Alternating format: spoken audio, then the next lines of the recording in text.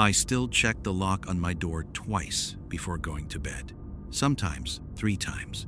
It all started about 4 months ago, and I still don't have a clear explanation for what happened. I work from home as a freelance graphic designer. My schedule is pretty consistent. I wake up around 8, make coffee, and sit at my desk in the living room until 6 or 7 in the evening. I live alone in a small 2-bedroom apartment on the 2nd floor of an older building. Nothing special, but it's quiet, and the rent is reasonable. One Tuesday morning, I was working on a project when I heard a sound coming from the kitchen. It wasn't loud, just a soft scraping noise, like a chair being dragged across the floor. I paused my music and listened. Nothing. I got up, walked into the kitchen, and looked around. Everything seemed normal. The chair was in its usual place. I figured it was just the building settling or noise from the apartment above. Later that afternoon, when I went to make another cup of coffee, I noticed something odd. The sugar jar had been moved. I always keep it on the left side of the counter next to the coffee maker. Now it was sitting on the right, near the sink. I stood there for a few seconds, trying to remember if I had moved it. I was pretty sure I hadn't. I didn't think much of it at the time. I put it back and went back to work. The next day, around lunchtime, I came out of the bathroom and noticed that a framed photo on the shelf in the living room was slightly crooked, not dramatically, just a few degrees off. I straightened it and kept working. That evening, I ordered food. When the delivery guy knocked, I opened the door and took the bag. As I was closing it, I saw a man standing at the end of the hallway near the stairs. He looked to be in his late 30s or early 40s, wearing a dark hoodie and jeans. He wasn't moving. He was just standing there, looking in my direction. I closed the door and locked it. I didn't see him again that night. 2 days later, I was on a video call with a client when I heard the front door handle being pressed down. It wasn't loud, but it was very distinct. Someone was slowly pushing it from the outside. I muted myself and walked quietly to the door. I looked through the peephole. No one was there. I stood there for almost a minute, listening. Nothing. When I went back to my desk, I noticed my laptop had been moved. Not much, maybe 2 inches to the left, but I always keep it centered on the desk mat. I was sure I hadn't touched it. That night, I installed a cheap security camera facing the front door from inside the apartment. The next morning, I checked the footage. At around 11:47 a.m., while I was in the shower, someone opened my front door with a key. A man in a dark hoodie stepped inside, closed the door behind him, and just stood in the hallway for almost 2 minutes. He didn't touch anything. He simply looked around. Then he quietly left and locked the door again. I watched the video 3 times. My hands were shaking. I went to the police that same day.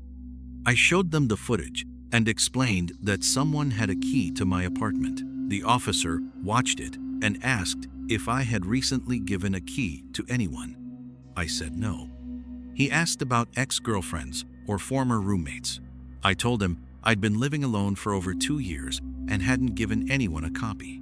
They filed a report and said they would increase patrols in the area. They also suggested I change the locks, so I did it the same day. For 3 days, nothing happened. I started to think maybe it was over. On the 4th day, I came back from the grocery store. While putting things in the fridge, I noticed one of the drawers was slightly open. I always push them all the way in. I checked the rest of the apartment, but nothing else looked out of place. That evening, I reviewed the camera footage again. At 2:14 p.m., the same man opened the door, this time with a different key, and walked straight into my apartment like he lived there. He went into the kitchen, opened the fridge, took out a bottle of water, drank some, and put it back. Then he walked into my bedroom and started going through my closet. He did this for about 4 minutes before leaving. Watching it made me feel sick. The next day, I went back to the police station with the new footage. This time, they took it more seriously. They said they would speak to the building manager, about how someone could have a copy of my key. They also advised me to stay somewhere else for a while if possible. I stayed at a friend's place for a week. During that time, I changed the locks again, added a chain lock, and put a door jammer in place. I also stuck small pieces of tape on the inside of my windows so I would know if anyone tried to open them. When I returned, everything seemed normal for the first 2 days. On the third day, while I was working at my desk, I heard the floor creak in the hallway behind me. I turned around quickly, but no one was there. I checked every room, empty. That night, I barely slept. Around 3 a.m., I heard someone walking very slowly in the living room. I stayed in bed and listened. The footsteps moved toward my bedroom door and stopped. Whoever it was stood there for a long time. Then they walked away.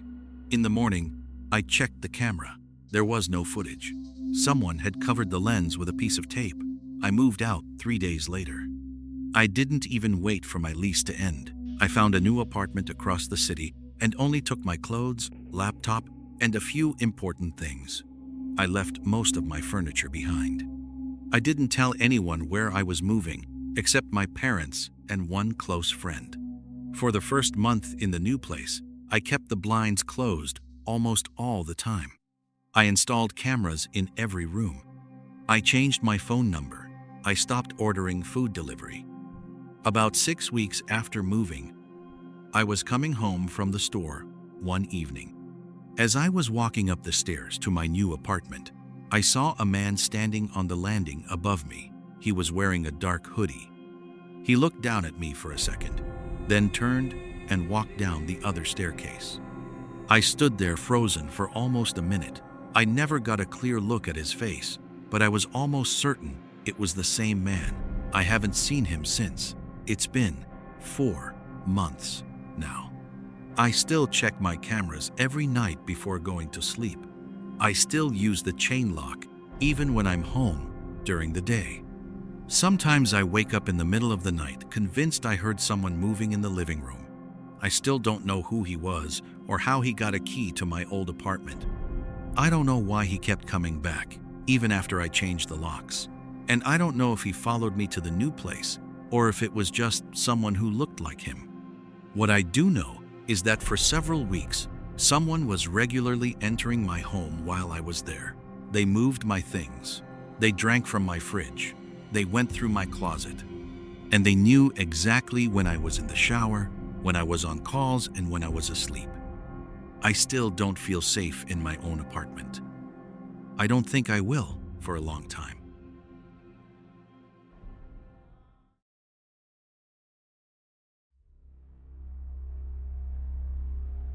I still can't sleep properly if the room is completely dark, even with the curtains closed.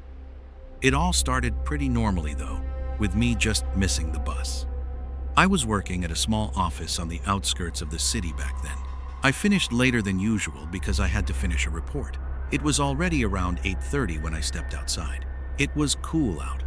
That day, my car had been acting up in the morning, so I left it in the office parking lot and decided to take the bus home instead.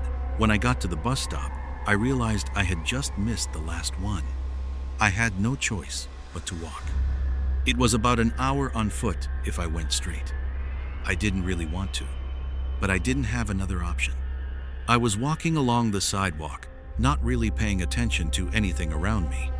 After about 20 minutes, I noticed someone walking behind me, a man in a dark jacket and a cap. He wasn't walking fast or slow, just walking.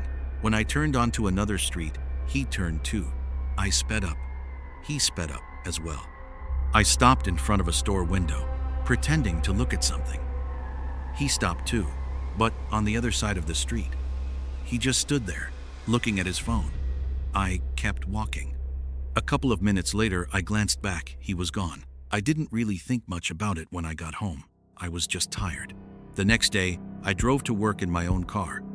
When I came out of the office in the evening, I saw him again near the edge of the parking lot. He was standing by the dumpsters, smoking. The moment he saw me, he dropped the cigarette and walked toward the street.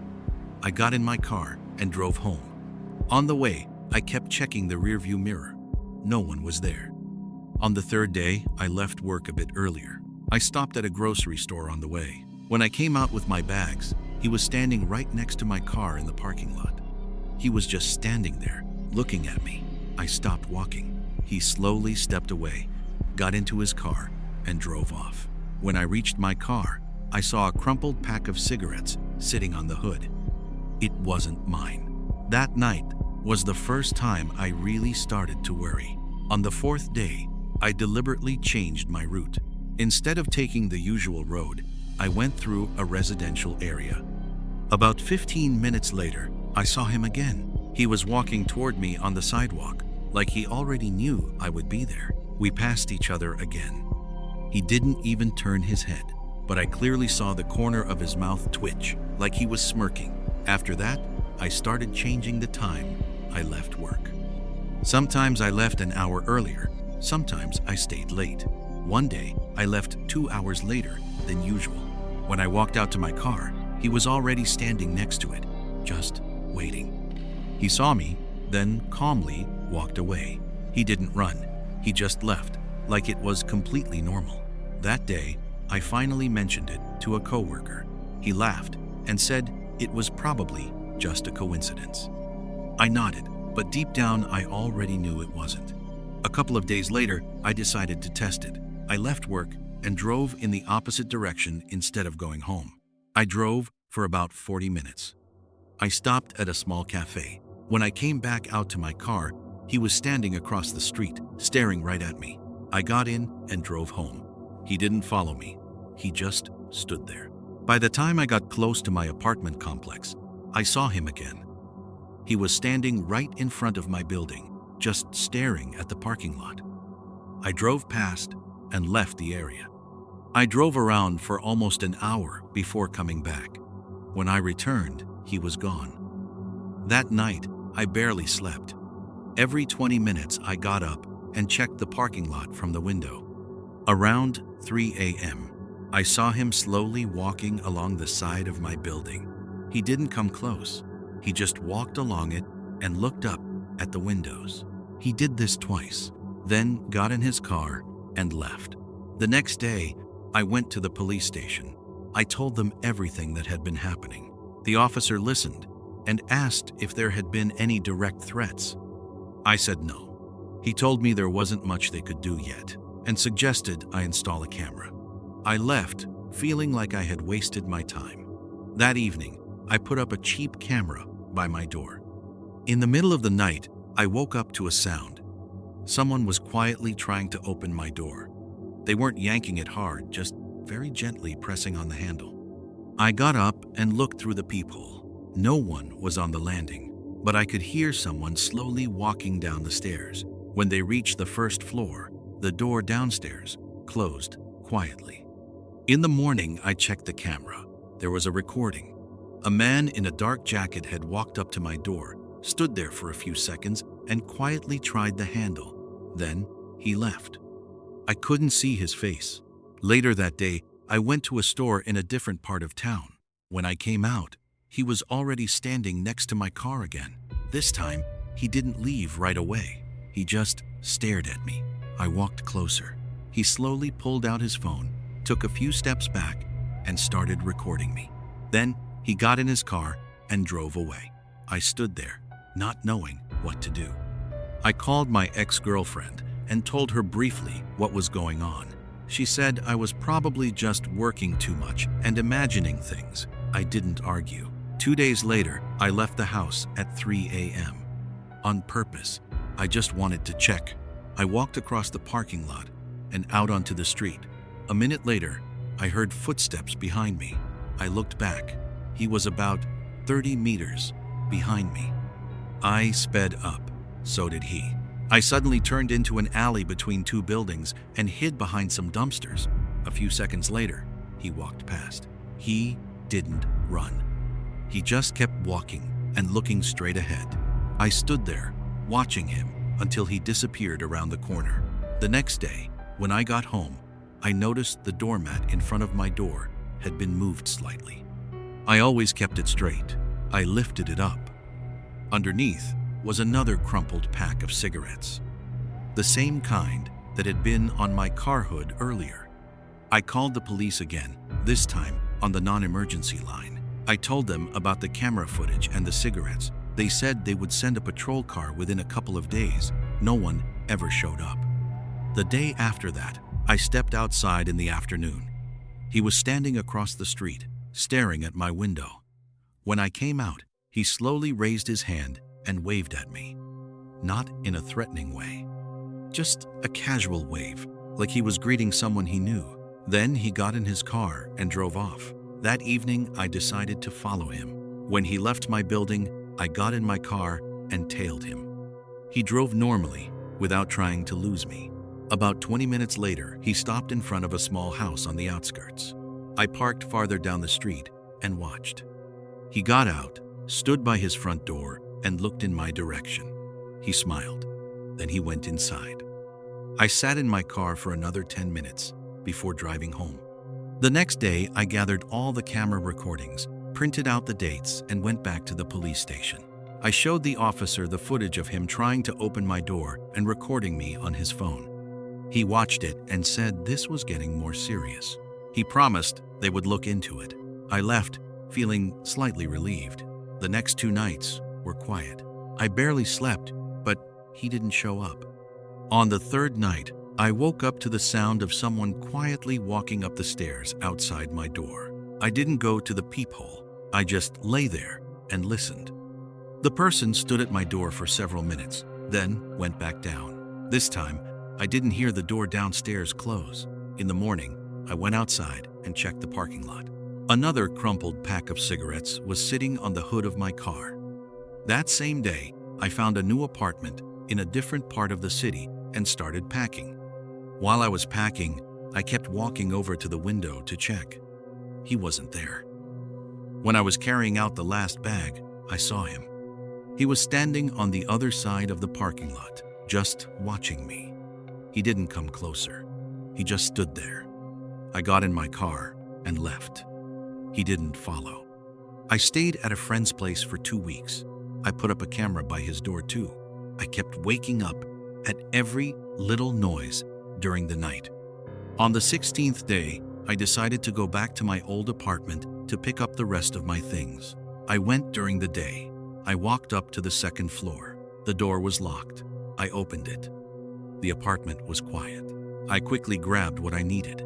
Just as I was about to leave, I saw a note on the table. It was just a regular white piece of paper, folded in half. On it was one word: soon. I walked out, locked the door, and never went back. It's been almost 2 months since I moved. I live in the new apartment now. I've installed cameras both outside and inside. I haven't seen him since. Not on the street, not in the parking lot, not in any stores. Sometimes I think it's finally over. But I still check the parking lot and look around every time I leave the house, even during the day. Sometimes when I'm walking down the street and see a man in a dark jacket, I stop and look at his face. Usually it's someone else, but I always check. I still don't know who he was. I don't know why he chose me. And I still don't know what that word on the note meant.